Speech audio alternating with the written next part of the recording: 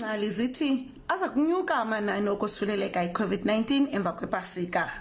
Kukho uluvo oluthi uRhulumente makanciphise iindibano ngelinqanda ukunwenwa kwesifo. Kodwa amanye amaqela ezopolitiko athi akafanelanga kuzigqibelwa yedwa uRhulumente. The Freedom Front Plus has already submitted a private member's bill in the National Assembly to amend the Disaster Management Act and provide for the necessary scrutiny so that the people's voice are heard when it comes to regulations governing a state of disaster. Amanye amaqela akhwiniswa nangamagunya omphathiswa ojongene nemiqathango yoku. We believe that Parliament should play a far greater role when it comes to the contents of the regulations that are promulgated in terms of the Act. Parliament is the voice of the people and needs to be consulted when it comes to these far-reaching decisions.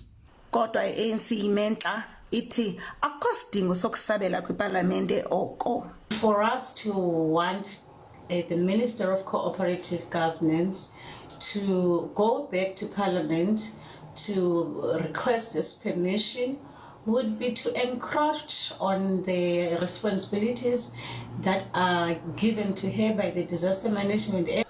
Izikolo zikaRhulumente ziyavala kwiveki ezayo kulandele iindibano zeenkonzo zepasika, nto leyo ehamba nokuhambela kwamanye amaphondo sinwenwe njalo isifo.